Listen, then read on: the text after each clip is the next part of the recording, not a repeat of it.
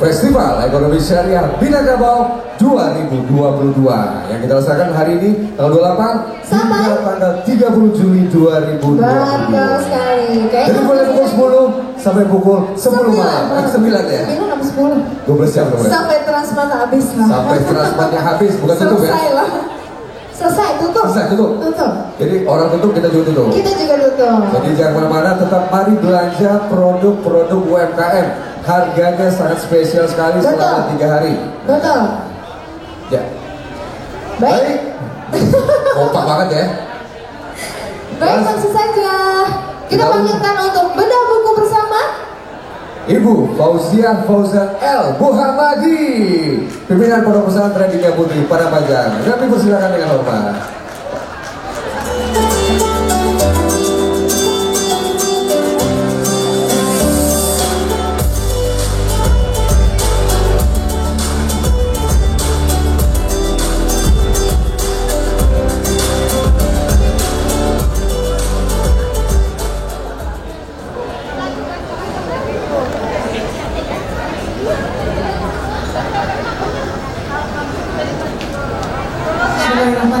Assalamualaikum warahmatullahi wabarakatuh.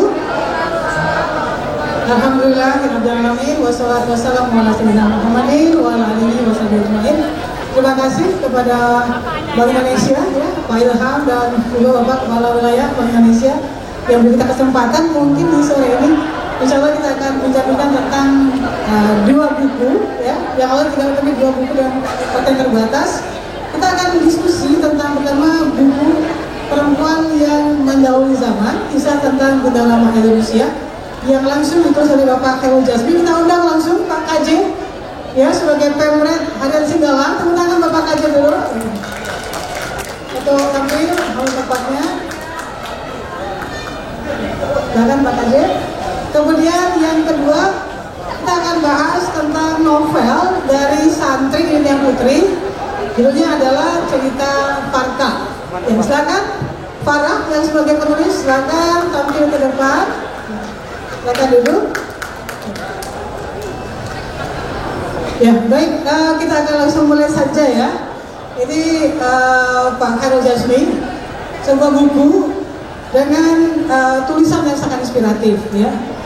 Beliau sebagai harian redaksi, sebagai Pemret dari Singgalang, dan juga aktif sebagai komunitas media pendidikan, termasuk Dewan Pendidikan di Sumatera Barat dan juga berbagai lembaga. Dan beliau menuliskan ini dan banyak sekali kisah-kisah inspiratif yang bisa kita dapatkan.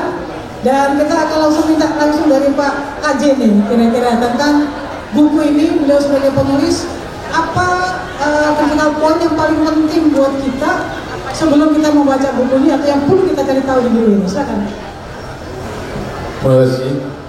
Assalamualaikum warahmatullahi wabarakatuh. Beda buku di mall, bagus juga nih. Didengar atau tidak didengar soal lain. Ya, saya menulis Saika Rangkayo Rahma El Indonesia. Pertama ingin saya sampaikan, di usia 23 tahun, umurnya berapa? Usia 23 tahun, dia mendirikan sekolah muslimah pertama di Indonesia. Ya, 23 tahun. Padang Panjang itu adalah kota di mana modernisasi pengajaran Islam dan pengetahuan Islam dimulai di Indonesia. Tahun 26 datang gempa. Tahun 27 Rahma usianya 27, dia sendirian ke Malaya. Jangan bayangkan seperti sekarang, tapi jalannya jalan tanah, kita berjalan kaki. Bisa Anda bayangkan jalan kaki naik pedati menyeberang Selat Melaka, tiba di Malaysia. Bertahun-tahun di sana cari duit, kirim ke Indonesia, bangun kembali Dinda Putri. Jika Soekarno tahun 48 membuka sekolah buta huruf, maka tahun 27, tahun 26 Rahma sudah membuka sekolah menyesal yaitu sekolah bagi orang-orang yang tidak pandai baca tulis. Siapa yang umur 26 bikin sekolah dan umur 23 bikin sekolah? Tidak ada. Tahun 30-an dia bersama wartawati namanya Ratna Sari berkampanye soal jilbab ke Pulau Jawa. Namanya Lili. Waktu itu orang tidak ada pakai songko ini. Rahmalah yang pergi berkampanye ke Pulau Jawa dalam acara pertemuan perempuan Indonesia. Kemudian Rahmalah satu-satunya perempuan di Indonesia yang diberi gelar Syekhah oleh Universitas Al-Azhar Kairo, Mesir. Rahma juga yang ditiru oleh Al-Azhar membuka fakultas untuk perempuan. Rahma Indonesia adalah perempuan satu-satunya di Indonesia komandan TKR. Ketika Ismail Lengang bentuk TKR di Sumatera Barat sehabis kemerdekaan. Rahma Indonesia adalah orang pertama yang mengibarkan bendera merah putih di Sumatera Tengah. Rahma Indonesia adalah satu-satunya perempuan Minangkabau yang meminta Jepang menutup rumah prostitusi. Rahma Indonesia adalah satu-satunya perempuan Minangkabau yang pergi ke Medan menjemput wanita-wanita Minang yang dijadikan pelacur oleh Jepang. Apalagi ya, Rahma ditahan Belanda, didenda 100 gulden. Ya. Rahma tidak mau menyerahkan sekolahnya kepada Belanda dan kepada tokoh-tokoh Minang yang pria. Dia lambo, biarlah kami. Itu. Selanjutnya, apalagi tentang Ete Amah ini adalah seorang hampir semua pejuang-pejuang perempuan Minangkabau adalah murid Dinia Padang Panjang. Hampir semua, tidak semua. Semua perempuan-perempuan itu adalah wartawati, kecuali Rahma. Wartawati itu misalnya Rasuna Said. Rasuna Said adalah murid dari Rahma Indonesia. Jadi kalau Anda semua berkampanye soal jilbab atau memakai jilbab atau marah melihat orang tidak berjilbab, Anda belum apa-apa. Tahun 23 tahun 1916 Rahma sudah memakai jilbab setiap hari. Namanya Levi Dinia Putri. Ya.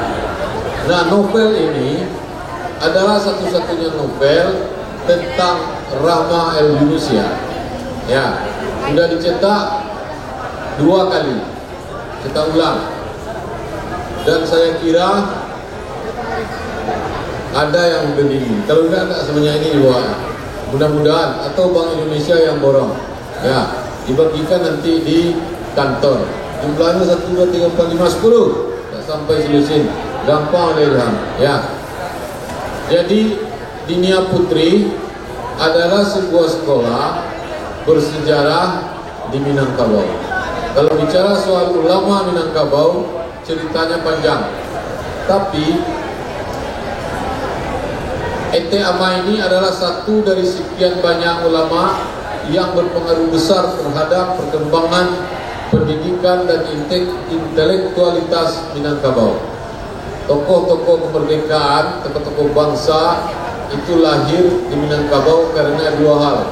Pertama, pendidikan Belanda, kedua, pendidikan agama. Nah, satu pendidikan agamanya adalah Dinia Putri. Seorang murid Dinia Putri, Rasuna Said tadi, ketika umur 23 tahun ditangkap Belanda di hadapan ribuan orang di Payakumbuh. Ia berpidato dan dihukum di penjara di Semarang. dilepas di Teluk Bayur, dilambai oleh ribuan orang, usianya 23 tahun. Jadi perempuan-perempuan Minangkabau dulu di usia 20 tahun sudah membuat sejarah. Perempuan-perempuan Minang hari ini menunggu sejarah, dan sejarah itu tak datang-datang kepada kita. Maka belilah buku ini. Itu aja Bu. Saya mengantarkan. Terima kasih Ibu Zizi. Ya, terima kasih Pak Kajet. Ya, alhamdulillah luar biasa ya. Jadi bagaimana seorang perempuan Minang sebetulnya punya kekuatan, punya intelektual, punya kekuatan keimanan, dan ini tergambar dalam Rahmat Indonesia. Jadi kalau kita ingin dapat inspirasi untuk bangkit dari kegalauan, ini salah satu buku motivasi yang bisa kita baca. Dan luar biasa Pak Kajet ya, alhamdulillah. Termasuk fashion ya, jadi apa yang dulu Bunda Rahma pakai, yang sekarang kita pakai, yang juga dipakai oleh Farah, ini adalah produk Sabika yang kita lanjutkan sampai hari ini menjadi pakaian keseharian untuk kita semua. Gak hanya di Minangkabau betulnya ya. Jadi Bunda Rahma gak hanya cuma sebagai seorang yang mendirikan sekolah, mendidik kaumnya, juga seorang bidan, seorang ulama, tapi juga negara pejuang, tapi juga seorang fashion center. Buktinya tahun 23, berarti 2023, tahun depan insya Allah Nyonya Putri akan berusia 1 abad. Pakaian sekarang saya pakai ini juga akan berusia 1 abad insya Allah. Dan pakaian ini saya pakai kemanapun, 2 negara, di semua jamu pertemuan, saya pakai baju yang Bunda Rahma desainkan sejak dulu, dan insya Allah itu tetap menjaga marwah dan martabat kita dimanapun kita berada. Tetap trendy, tetap tampil, tetap sakti. Nanti insya Allah juga ada brand Sabika kita, Neng Nada Sita juga akan nanti menyanyikan lagu untuk kita bersama ya. Yang beliau juga sekarang kemana-mana pakai baju Masiwa, katanya lebih sari dan lebih nyaman katanya juga nantinya.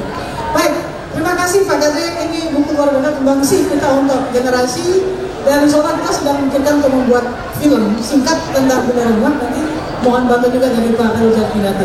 Baik, sesi berikutnya kita akan bicara tentang novel karya Faizatun Nawa Alisa Fatimah Zahra ya, atau disebut dengan Farah. Farah ini sekarang santri kelas 9 MTS DMP Dinia Putri Padang Panjang, lahir tanggal 17 Agustus tahun 2008 jam 10.0009. Jadi ketik-ketik proklamasi Farah lahir ya, berarti 2 minggu lagi insya Allah akan kita berusia 15 tahun. Nah, Farah ini membuat sebuah buku judulnya Novel Cerita Farka. Ini adalah buku kedua dari Farah, karena sebelumnya sudah bikin komik tentang penduduk ya, komik untuk anak-anak SD. Ini karya pertama Farah, karena juga sudah bikin komik. Ini tentang cerita Farka. Oke, Farah, sekarang kita mau tanya nih, ini kisahnya ini kapan Farah dapat inspirasi tentang cerita Farka? Ya, ini yang novelnya. Silakan. Baik, assalamualaikum warahmatullahi wabarakatuh. Waalaikumsalam. Jadi Farah mendapatkan ide dari cerita ini ketika Farah kelas 7 MTSD gitu. Kelas 7 ya. Apa sih latarnya, atau mungkin ada satu peristiwa di mana Farah terinspirasi untuk menulis tentang cerita Farka? Farah dapat idenya tuh dari cerita-cerita tentang kasus bully di sekolah-sekolah di Indonesia. Oh, bullying ya. Jadi kasus bullying yang terjadi di sekolah-sekolah, dan itu akhirnya menggelitik Farah untuk menulis cerita Farka. Ya. Apa itu bullying? Ya? Jadi bullying itu adalah ketika seseorang diperlakukan buruk oleh orang lain dengan ejekan, hinaan, baik itu hinaan secara verbal maupun non verbal. Ya, tindakan berarti tindakan yang terjadi saat ada orang lain menghina, melecehkan secara kata-kata dan fisik ya. Oke. Dan di buku cerita Farka ini ada tokoh yang namanya Lili ya, yang menjadi suatu korban bullying. Itu Lili itu siapa? Bisa ceritakan sedikit, Pak? Jadi Lili ini adalah seorang anak yang dia tuh memiliki masalah keluarga. Jadi suatu ketika ayah dan ibunya ini bercerai ketika usianya 5 tahun, karena ibunya ini selalu menyakiti Lili. Jadi setelah bercerai, ayah sama ibunya ayahnya Lili tinggal sama ayahnya. Kemudian saat Lili berusia 10 tahun, ayahnya meninggal dan Lili pun kembali tinggal bersama ibunya.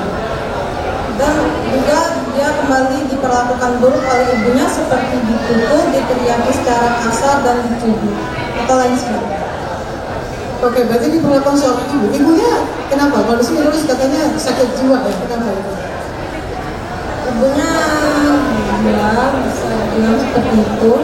Jadi dipisahkan, ibunya mendekat gangguan kejiwaan ya. Wah ini catatan bahwa ternyata seorang ibu yang mengalami suatu masalah psikis ternyata bisa memberikan dampak yang juga memberikan dampak psikis pada anak ya. Oke. Lalu ada teman Lili namanya Farka yang punya cerita. Ini kenapa si Farka? Ada apa dengan Farka ini? Farka ini temannya Lili waktu kecil. Jadi karena pertemanan yang terus menerus sampai SMP sampai SD, itu Lili percaya sama Farka. Dianggap Farka bisa dipercaya. Farka bisa menjaga rahasia tentang masalah hidup dia. Tapi kenyataannya setelah Lili menceritakan masalah hidupnya, Farka malah menceritakannya lagi ke orang lain, sehingga akhirnya Lili pun dibully oleh teman-temannya dan Farka menjadi penyebab Lili dibully oleh teman-temannya.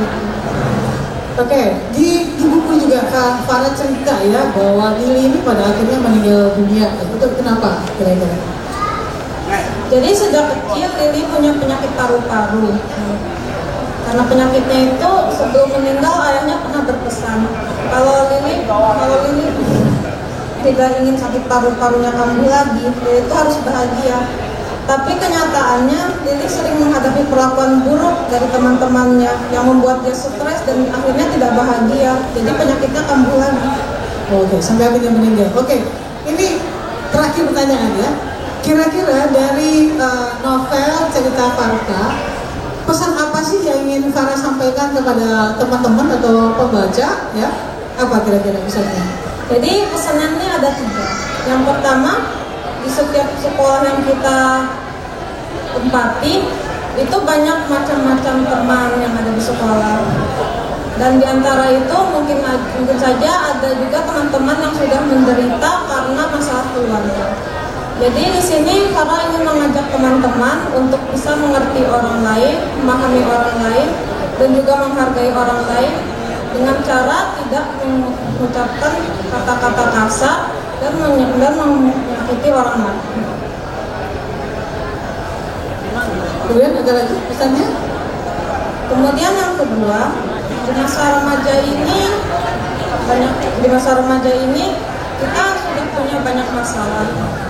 Jadi seharusnya untuk anak remaja juga harusnya membangun pertemanan yang baik agar kita bisa berbagi kebahagiaan kepada orang lain. Lalu yang terakhir, bullying itu sangat menyakitkan bagi yang mengalaminya. Jadi Farah berdoa semoga sekolah-sekolah di Indonesia bebas dari kasus bullying. Jadi ayo teman-teman semua, kita menjadi orang yang ramah, menjadi orang yang saling menghargai orang lain agar kita bisa berbagi kebahagiaan kepada orang lain. Ya, itu saja dari saya. Terima kasih. Ya, terima kasih. Tepuk tangan dulu ya buat Farah ya. Dan memang Bapak Ibu semua pada hadirin, sahabat-sahabat semua juga, pemerintah kita sekarang memang sedang fokus ya membuat kebijakan sekolah ramah anak, sekolah bebas bullying. Untuk apa? Karena memang dampak dari bullying itu memang berat sekali ke masa depan bagi para remaja. Oke, baik, terima kasih. Jadi saya simpulkan tadi ya, ada 2 poin kita bedah. Pertama, perempuan yang mendahului zaman, tentang Bunda Rahma Indonesia, seorang pendiri Dunia Putih Padang Panjang yang ditulis oleh Pak Khairul Djazmi, dan ininya adalah bagaimana beliau di usia muda 23 tahun mendirikan Dunia Putri, tapi juga seorang bidan, seorang pendiri Tentara Keamanan Rakyat, memimpin TKR, membebaskan kaumnya dari intimidasi dan menjadi tenaga pelacur oleh Jepang. Kemudian juga beliau adalah yang pertama mengibarkan merah putih di wilayah Sumatera Tengah. dan beliau juga seorang trendsetter yang juga bajunya yang sekarang kita lanjutkan dengan produk Sabika. Dan yang kedua, cerita Farka tentang bullying, bahwa pesan-pesan dari Farah tadi mengatakan bahwa remaja-remaja itu harus saling menghargai, karena setiap kita sudah punya masalah dari rumah, dari keluarga. Maka bangunlah persahabatan dan buatlah kita saling membahagiakan dengan teman-teman kita. Terima kasih untuk atensinya, dan sekarang kita akan saksikan Kak Nada Siva yang akan menghibur kita sebagai ambasador Sabika. Terima kasih. Assalamualaikum warahmatullahi wabarakatuh.